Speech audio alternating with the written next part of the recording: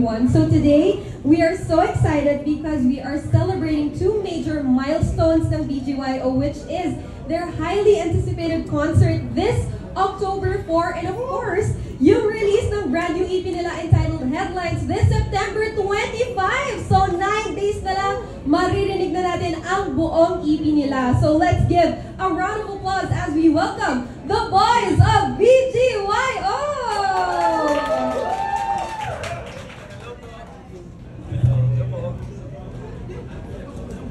Yan, welcome to BGYO! Hey everyone, sige batiin niyo ang ating press friends. Magandang hapon po sa inyong lahat. Sana okay lang kayo at nakakain na. I hope mag-enjoy po tayo ngayong araw and thank you po for being here. Want to? Buhay! Ako po si Jello. I'm Nate. Hey guys, my name is Mickey. Hello po, ako po si Akira.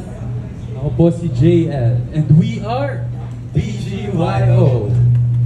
Alright, ayan pala pa naman natin. Busy sila sa photo op. Okay, let's have a quick photo op lang with our media friends.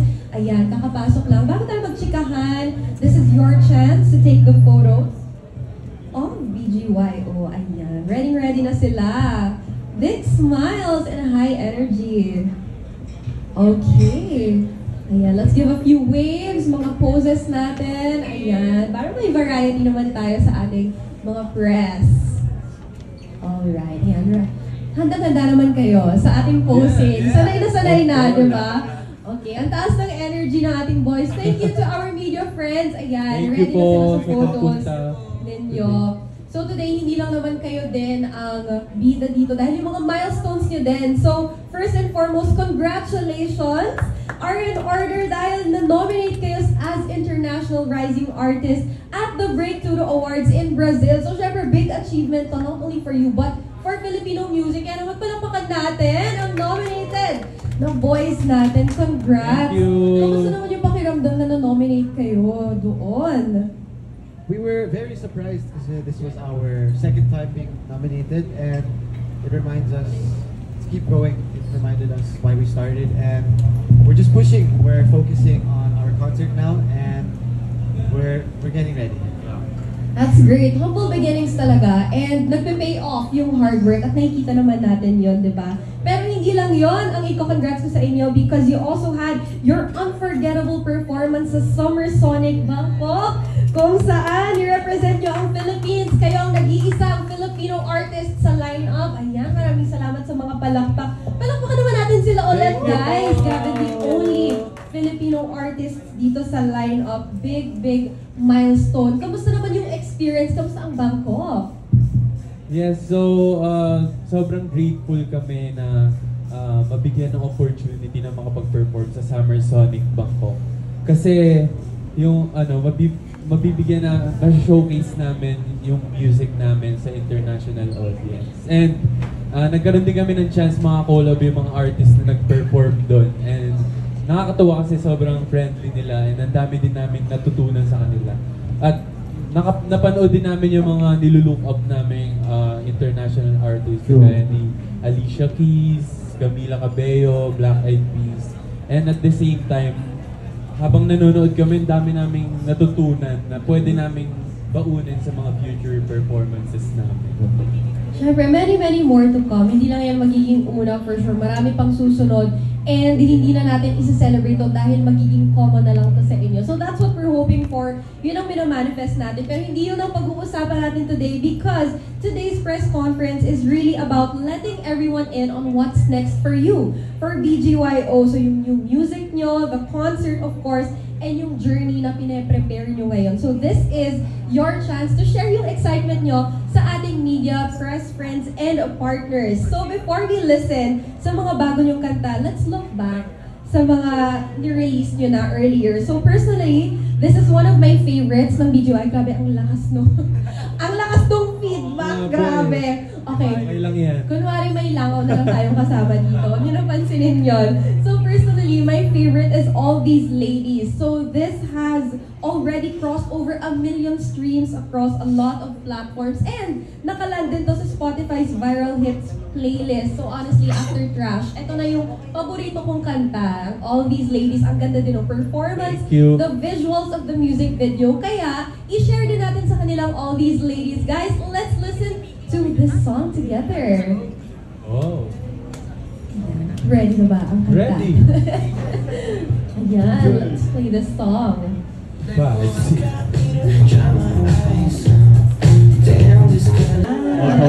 napanood natin lahat ng TikTok video na yun.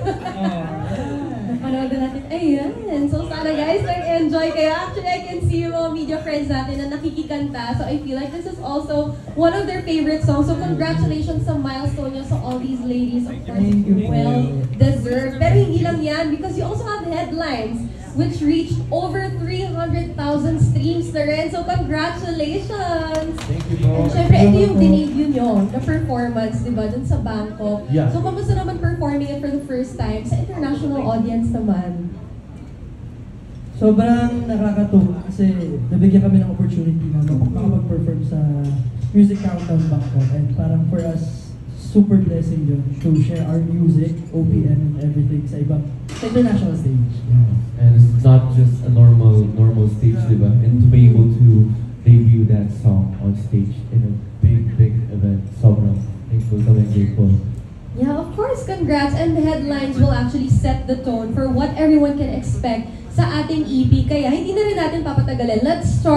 Let's get the ball rolling, of course. Let's play headlines first, and then mamaya, ang ating pa-surpresa sa media friends. So, DJ, i-play na natin ang head of the EP. Feeling ko, ang ating audience, and excited na ba kayo marinig ang EP?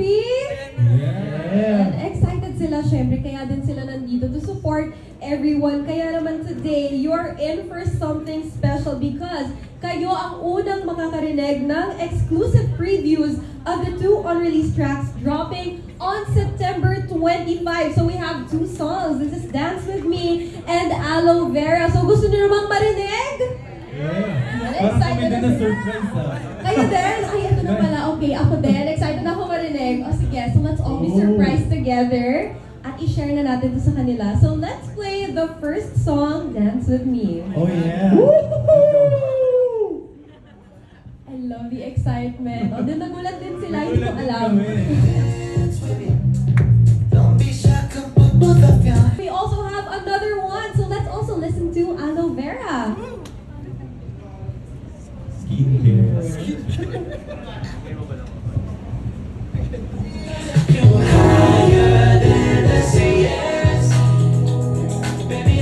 Kanila. So, kamusta yung pakiramdam ngayon na nabigla din kayo shinare niyo sa ating media friends ang bagong songs? Sana nagustuhan niyo kahit onti lang part ng song yun. Kasi kami excited din kami. Pero kung gusto niyo pa marinig yung buong song sa concert yan, sa October 4. So, bilhin na kayo ticket guys sa ticketnet.com.ph. Tama. True. Isa na ako sa may kiagaw ng ticket niyan. Sorry, Yun. guys. Magkakasama tayo sa pila. Okay, walang special treatment porket host ako, diba? Or pero kung gusto niyo ko bigyan ng ticket. Okay lang naman din para magsama-sama tayo doon, diba? Pero thanks so much for the special treat. Actually, parang papasalamatan ko yung management kasi hindi nyo alam. Actually. So thanks everyone. Palakpakan naman natin ang unreleased tracks of BGYO. I think everyone truly enjoyed that. So thank you for the special treat. So now we're gonna move on to our Q&A. So mas kilalanin pa natin kung kamusta ba ang BGYO ngayon. So we got some questions from our media friends. So ako nang magbabasa ng questions, and then later, if there's still time, they can follow up personally. So are you guys ready to answer? Ready, very ready. Always We're ready. Okay. So this first question, hindi siya pinangalanan. So anonymous siya.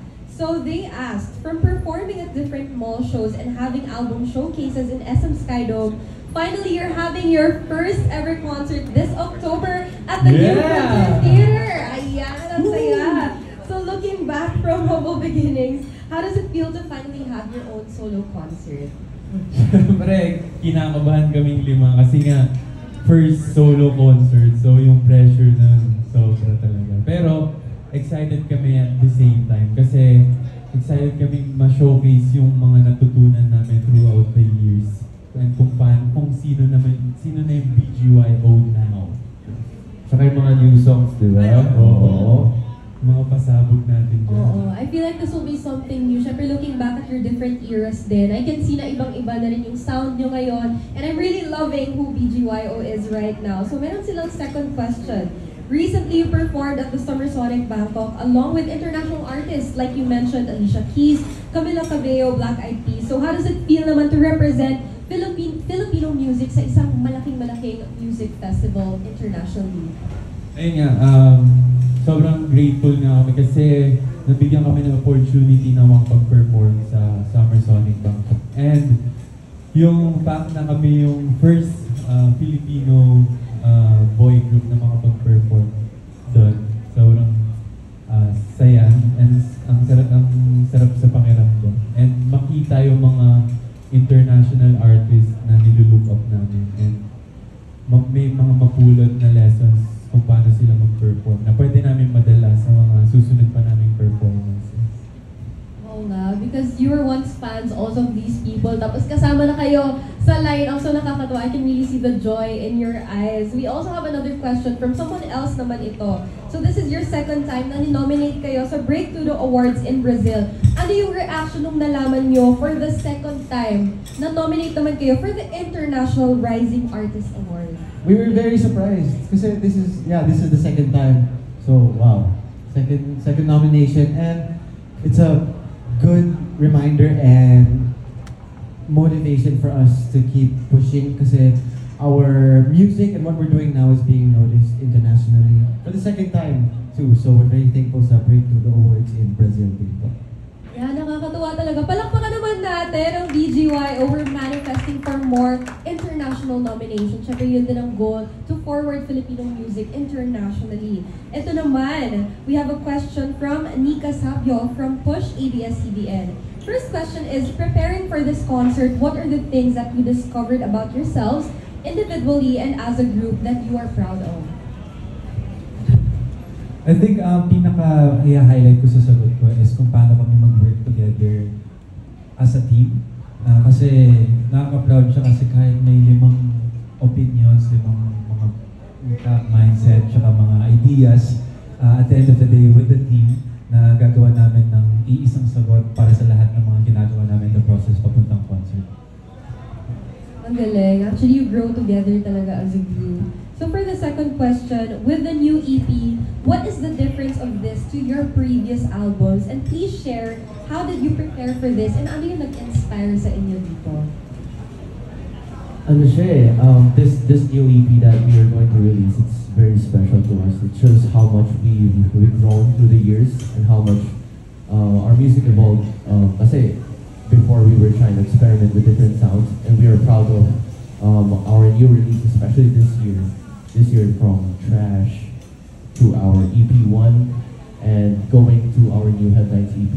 It hits different talaga, and we are very grateful na and excited to release all of the music na matagal na namin tinatago, di ba? Sobrang tagal na. And yeah, I think it just shows the maturity and the growth of BGYO as an artist and as a person.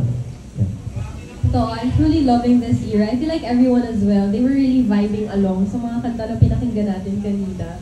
We have another naman, Jello De Vera from Manila Concert Junkies. So, for 2025, BGYO is being crafted to become more of a global group based on previous singles and your upcoming EP Headlines, with songs mainly being in English, actually. So, is this a clear path that you boys want to take, or can we expect comeback songs like Tumitigil Ang Mundo and Gigil? For sure, soon we will be releasing more Tagalog songs. Nasakto lang right now na we were able to work with a lot of international songwriters and producers na madami kami na bangko na English songs. But for sure, abangan niyo yan in the future. We will still be releasing a lot of Tagalog songs. Yeah. Okay, abangan talaga natin yan, right guys? Feeling ko gusto-gusto nyo rin ng Filipino songs, and yun ang inaantay din ng marami. But I'm so excited for the Headlines EP. Ang ganda naman din talaga. Let's go! I'm so excited for everything in the future ng BGY. So salamat sa pa-teaser mo na Filipino songs in the future. And another question from Jello as well. Please take us through your preparations for the concert. Were there any differences in rehearsals? That is your first ever solo concert. So nag-iba ba yung rehearsal nyo before sa concert nyo? And personally, for each member, what are you most excited to showcase sa first concert nyo? As we're getting closer and closer sa first ever concert po namin, I think mas mahaba and mas intense yung rehearsals kasi we have many adjustments and we wanna change some things to make this something new, and we wanna make sure na prepared po kami mentally and physically. And personally, I am excited for our performance of our new EP kasi it fits the name of our concert, BGYO Now. This is our music now and this is who we are now. Ako personally, feeling ko kailangan yung abangan and maging excited kayo sa mga solo prods na i-perform namin for this concert. Kasi, solo prods? Di ba? Kala ko hindi, magkaka-solo prod po kami. Kumbaga, doon namin mapapakita, mag-showcase yung individual namin na talent and kung paano kami perform with our own twist. Kasi itong mga perform namin na solo, hindi pa namin siya nagagawa before. Kaya exciting. May acting prod daw po siya na. In between the dance. Abangan. Ako naman yung mga old songs naman namin. Kasi yung mga ilang songs dito, matagal na namin hindi na-perform talaga. And nakaka-excite lang mapakita yung version na yun ngayon. Kung sino ang BGYO. Ako personally, feeling ko kailangan nyo abangan yung stage ng BGYO na. Kasi talagang ako yung gumawa ng stage. Pero sobrang kaabang-abang yung stage. Talagang kakaiba tong concert ito. So, if you want to see the stage, buy your tickets at ticketnet.com.ph. Yes, sir. October 4, 19 days to go. Let's go. Let's go. How about you? Ako naman. What I'm excited about sa concert is, of course, reuniting with the OG Aces, the one who's been there for us ever since we were Chinese, and of course to meet our new Aces na we haven't met before. So if you haven't seen us yet, buy your tickets now at ticketnet.com.ph to see us live on our very first concert.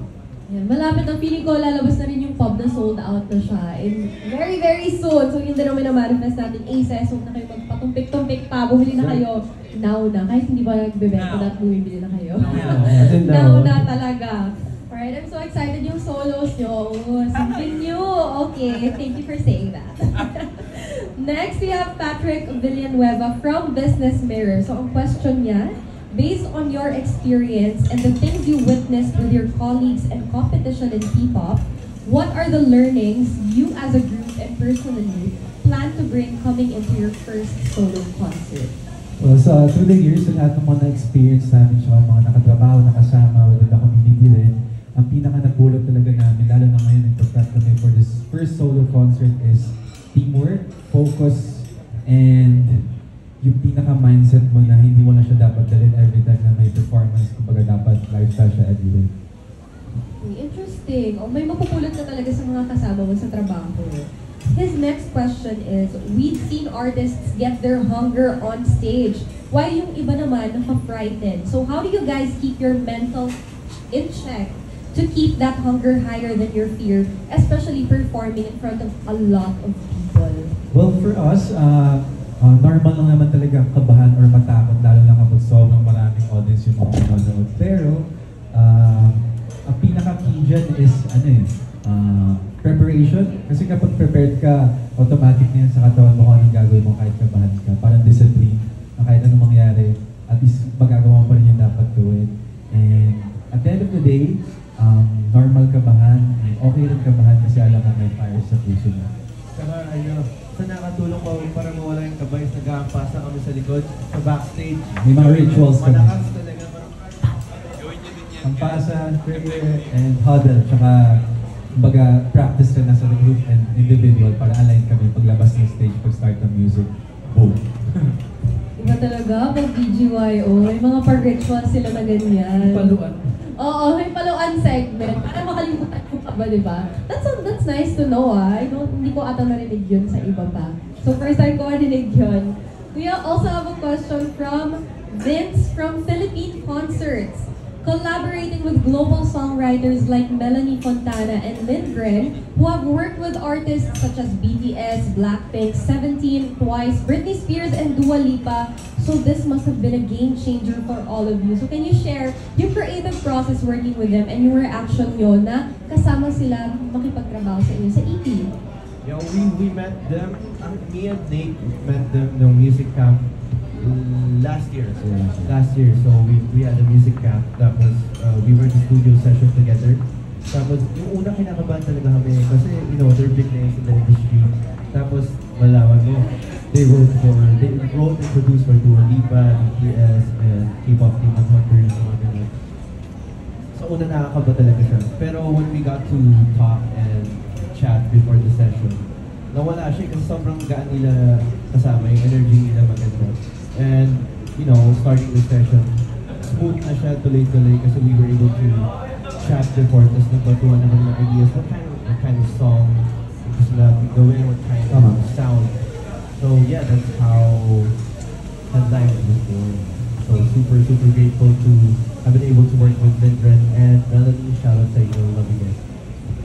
Going global na talaga. I'm so happy to hear that. Nakaka-proud talaga na yung fellow Filipinos natin na nakikita-kita lang natin before sa mga mall shows, sa mga maliliit na stage ngayon nakatrabaho na yung mga global icons just like them. Vince's other question is, what's the proudest headline moment in your journey so far?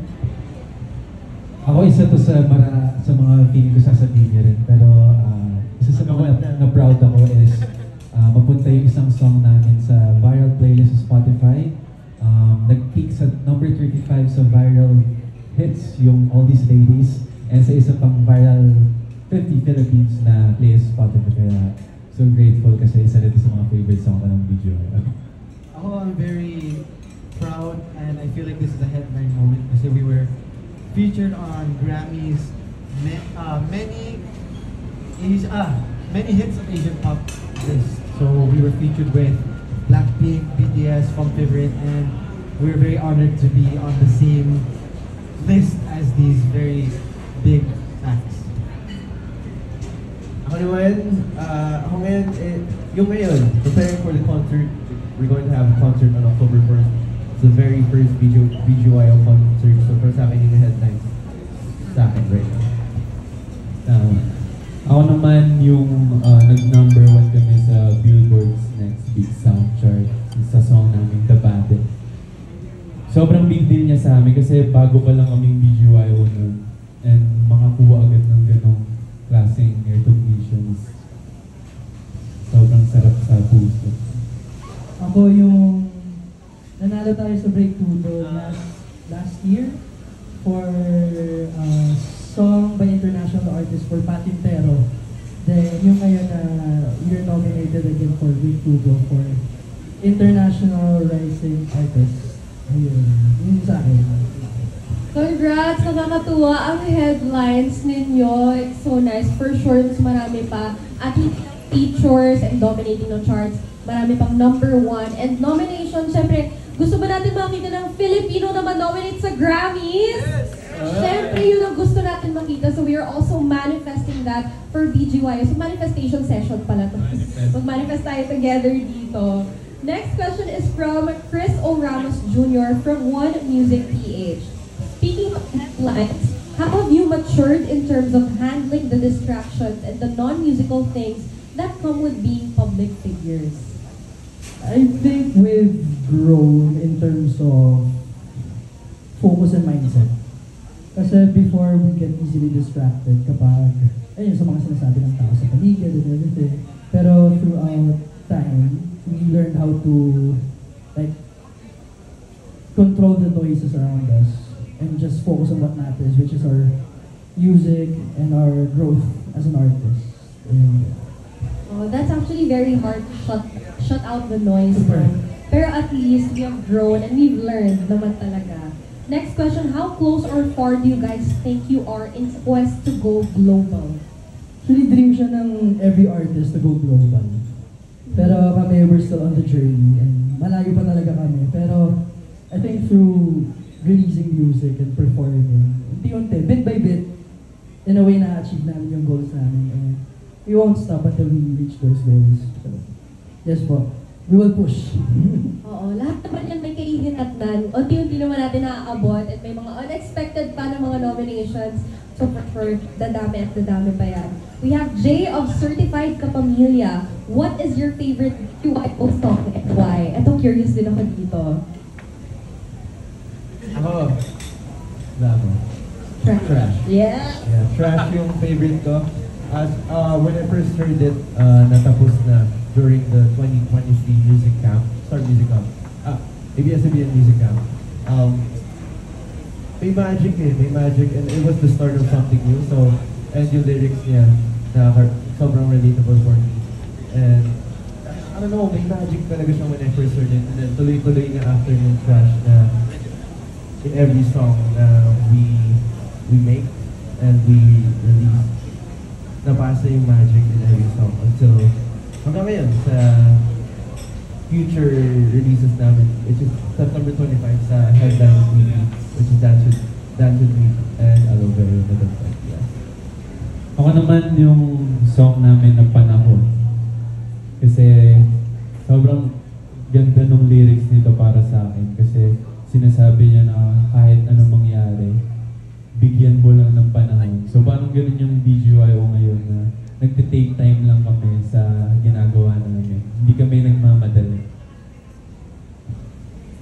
For me, bulala ako. Yeah. Parang manifestation, sabi mo Oo. Parang imamanifest mo rin talaga yung mga gusto mong ma-achieve sa buhay. So for me, yung bulala ako talaga yung tumatak sa utak ko. Parang, let's manifest this good things to happen to BGYO. So for me, bulala ako. How about the rest of you? Jello and Nate. Ako, hindi na ako lalayo yung debut song namin na The Light. Hindi lang dahil debut song siya, pinili ko to kasi yung meaning ng song nag-resonate pa rin kami sa meaning ng song as a group and as individuals. Kasi meaning ng song is about finding the light in the darkness, saka following your dreams, and of course, being the light then for others.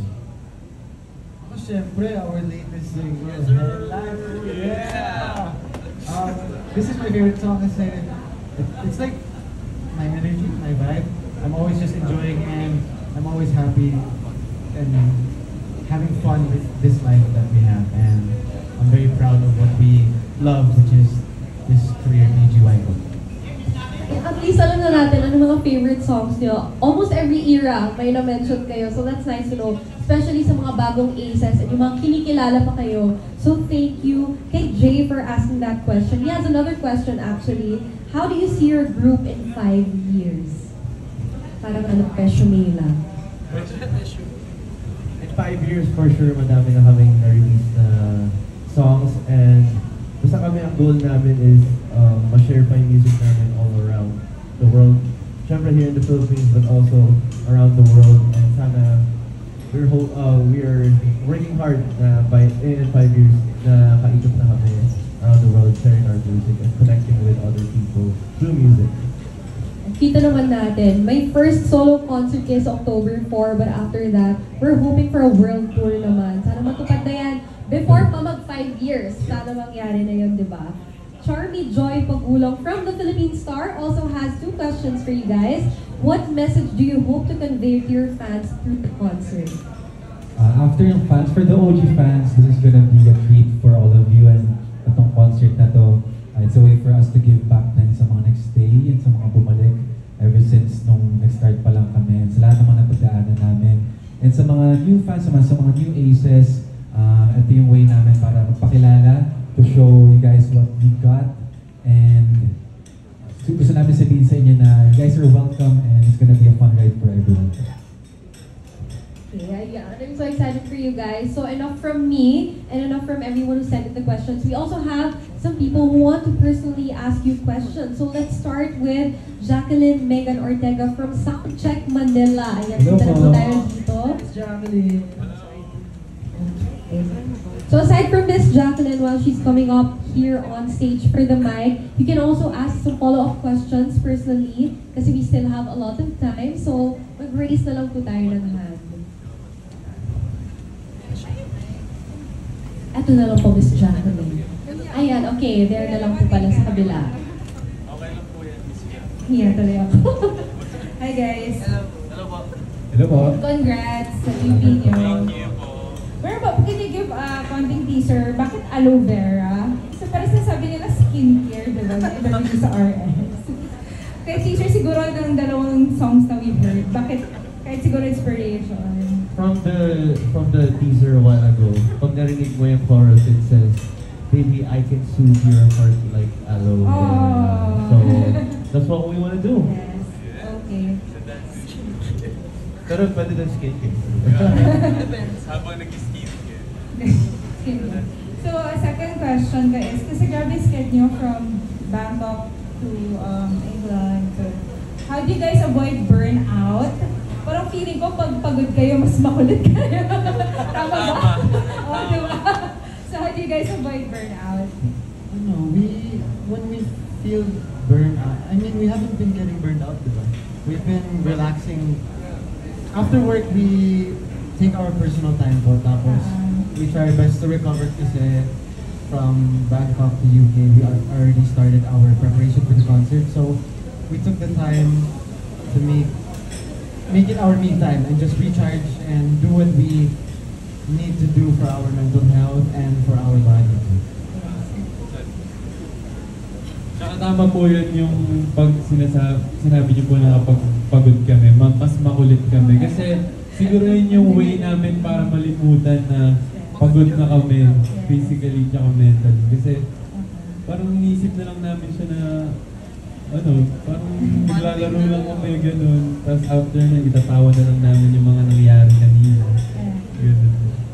Okay, thank you. And nakapanood ko rin tayo sa ASAP, sa Showtime. Thank Ganda you. din ako. Oh, So I'm so happy see you guys grow din in my own little way. So thank you. Thank you, Miss Jacqueline. Thank you, Miss Jacqueline. Kakatuwa, yung media and press friends natin. Kilala na kayo dahil matagal na rin kayo nakakasama. Chinichika ko nga din sila kanina na isa sila sa mga OG, for sure. OG na nandito. And true yan, when you love what you do, work doesn't feel like work. So I'm just so happy seeing everyone na nakasmile lang, ganyan, kahit late na natatapos, then the next day maaga, ganyan. Oo, tumatawa lang, nag-e-enjoy. But the floor is open for more questions. Meron pa bang gustong magtanong? This is your moment, guys. Meron pa ba from our media friends, press, and partners? Huwag na po kayo magturuan. Huwag na po kayo mahiya. Sige, come up front. Ay, ito po. Ito na po. Yan. Feel free to use the mic. May kasama po yung performance po. Okay, so hi boys, first of all, congratulations sa Thank inyo. Thank you po. I'm sure you guys have looked back at your first performance and then now. Do you feel na gumaling na kayo? Yes. Kasi looking back sa mga past performance namin, napapaisip na kami na, wow, ang laki ng difference from before to now. Before kasi ito nag-perform ko, parang iniisip na namin to, ay, ganun. So ngayon parang mas natural na for all of us. Yeah, we're very proud and grateful sa mga mentors namin who trained us. Napansin ko rin sa grupo namin as isa-isa sa amin. Ang pinaka nag-improve din sa amin is yung confidence. Kumbaga, mas napapakita namin yung natural way katulad ng sinabi din dito. Siguro last for me is, I'm sure all of you have been busy with your solo work and then all of you have been doing a great job with your solo work as well. Pero how do you remind yourselves na at the end of the day, we're still visual and you're representing each other? Di na po kailangan remind kasi yun na po talaga yung nakatatak sa isip namin. If ever we do solo stuff, babalik pa rin. Main priority pa rin is always the group because that's what started it all. And that's the most important thing. Congratulations po. Thank you, Bob. And thank you. Matik na siya mag-perform ng all these ladies. Yeah, thank you so much. Anyone else wants to ask a question? Okay, dito na po tayo sa harap. Ayun. Hello po. There na lang? Okay, sige. Hello po. Milestones you have for this year for PGY po. My question is, meron pa ba kayo like wishes for yourselves from manifestation na nga sabi ka? So what do you guys wish for yourself na you want to achieve right now?